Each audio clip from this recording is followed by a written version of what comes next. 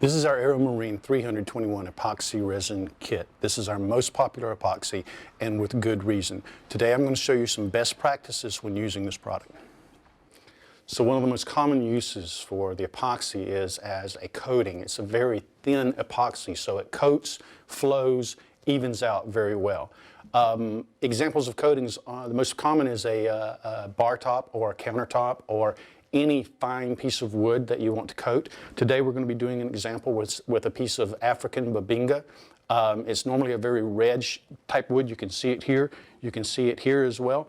The first step in doing this to ensure that you can get a solid continuous pour is to build a dam around the perimeter. And there are many ways to do that, but the easiest and simplest way to do it is simply to do it with tape. So you can use, in a small case like this, standard blue tape. If it is a large countertop or bar top and you're worried about it leaking around the perimeters, then you can use duct tape. The epoxy will not bond to either one of them.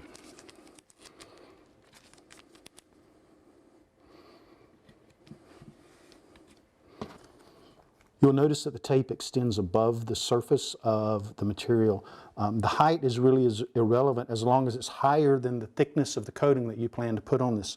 I'm going to probably do this between 1/8 and 1/4 of an inch today, so you can see that there's ample working room on that.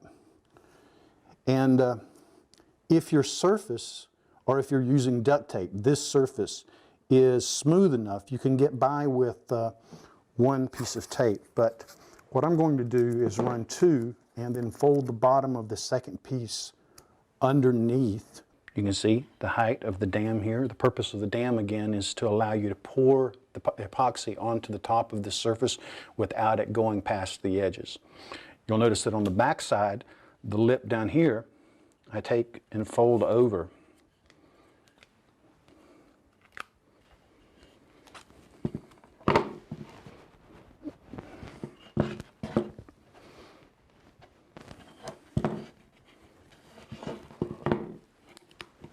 So when you're finished, you want to ensure that you have a solid seam everywhere around here,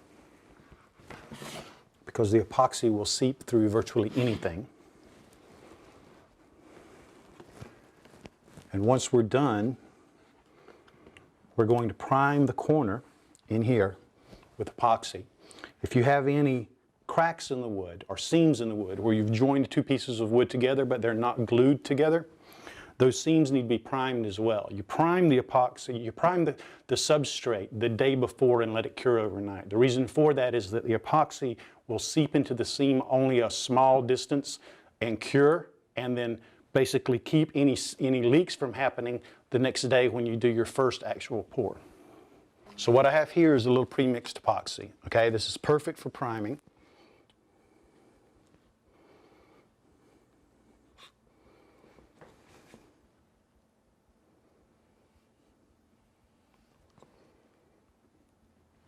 And all that's required is a very simple thin coat.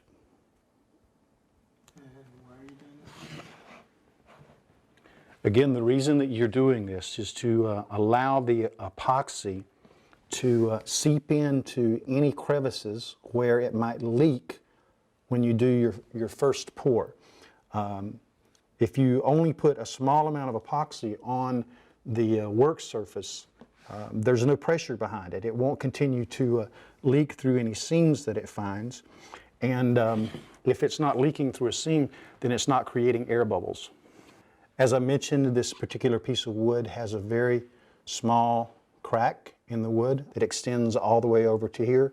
That hairline crack will cause bubbles in the final pour, or in the first pour tomorrow. So what I'm going to do is make sure that I get a coating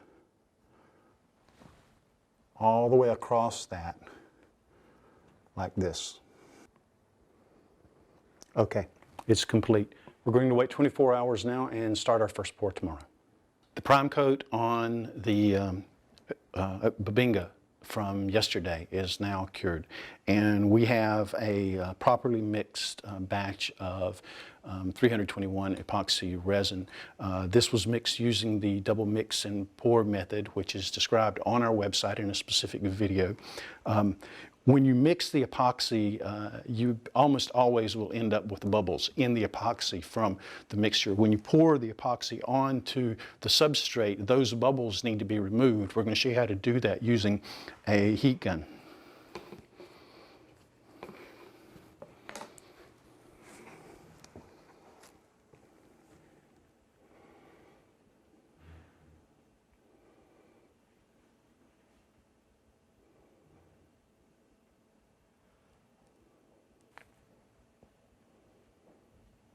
You'll notice that I stopped pouring before the epoxy had completely coated the project because I don't want it that thick quite yet. I want a very thin layer for this particular pour.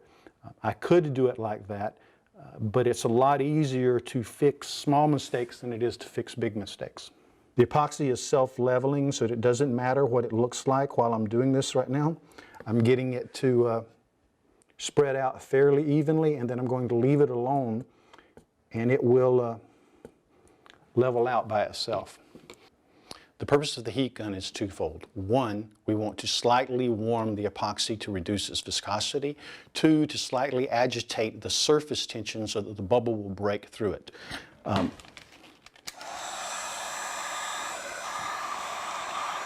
proper way to do it is by gently moving the heat gun back and forth across the top of the epoxy. You do not want to hold the heat gun in one spot and steam the epoxy. You want to just slowly move it back and forth. As you do this, you'll see the bubbles just completely disappear. You'll notice that some of the bubbles won't immediately break. That means that they are still rising to the surface. All you need to do is be patient, give it a few seconds, try again, and you'll be able to remove them. You're going to continue this process until most of the bubbles have been eliminated. You need to then pause for a few minutes to let the epoxy settle, let the bubbles continue to rise to the surface. When you're done, you'll have a small number of microfine bubbles left in the surface. Give it a few minutes, run the heat gun over that again, and you're done. Cover the work so that you don't get dust or anything in it. Make sure that you're working in an environment where you have no moving air, very little dust. The heat gun that you're using needs to be a heat gun, not a dryer. You don't want a high velocity a column of air moving across the epoxy is simply going to blow the epoxy off of the top of the surface. You want a heat gun on a low setting. When you're done, you have a piece of wood, a surface that looks like this. You can see that this is a very high gloss finish on it, very durable finish, very beautiful furniture grade piece of wood here.